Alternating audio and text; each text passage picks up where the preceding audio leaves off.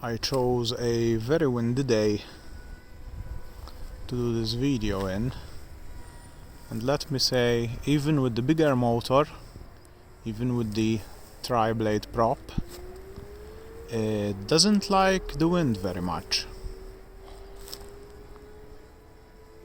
I'm at a bit more than half throttle, and if I take it any lower than that, it starts to descend because it doesn't manage to keep the altitude.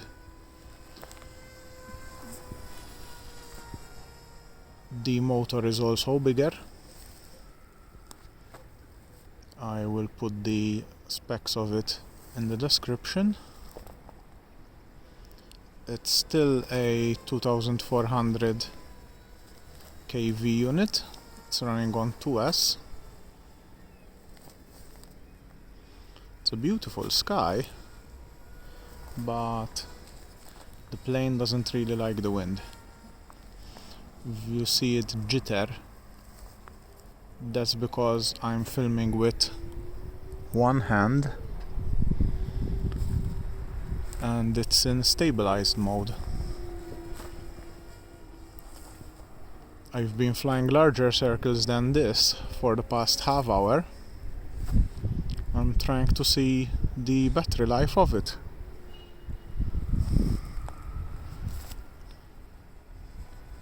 And I'm really hoping that this time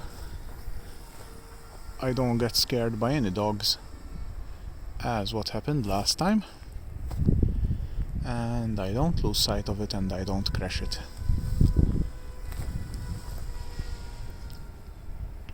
On a calm day, it's quite a stable plane. Definitely not a beginner plane unless you put the flight stabilization in, courtesy of Mr. ZOHD co-pilot. But it's pretty docile, though not a first plane, again, unless you put some form of flight stabilization on. With the new motor, even in this wind, it does manage to fly, and I can keep it going where I need it to go. However, on the stock motor, it struggled a lot, and I was almost 3/4 or a bit higher throttle most of the time. So keep that in mind too if you're going to be flying it in windy conditions. If you notice the jitter, it's because I have too much sensitivity on the flight correction, flight compensation, flight stabilization, call it what you want. I'm not very literate in these terms. I call it Airbus mode. And from my part, I think it's a nice plane. I think it's lots of fun. You can do lots of things with it. You can take up quite a bit of weight if you're not bound with the 250 grams limit on it, which pretty much, if you put a bigger motor on, you won't stay within that bracket. And also, since the motor is right at the back, you're going to need to offset the weight at the front. I put a larger camera on, and I had to put some lead just behind it.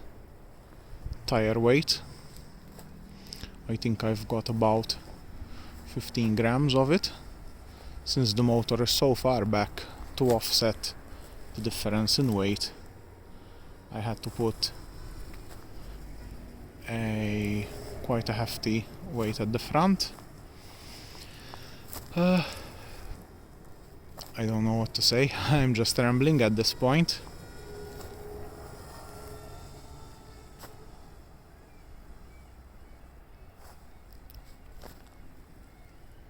I think the next video I'm going to do will be about the transmitter I'm using, because this one is my favorite.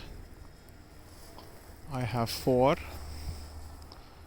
but this Radio Master so far is the one that really made me love it.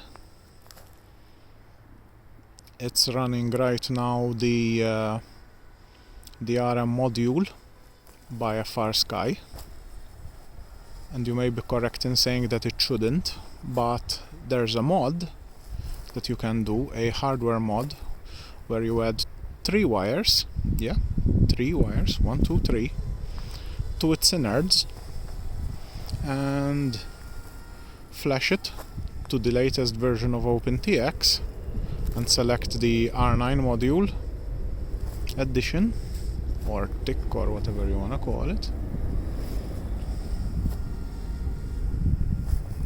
and you're ready to go. Here we're running 868 megahertz, so you will see all of my antennas with the yellow strip of tape around them.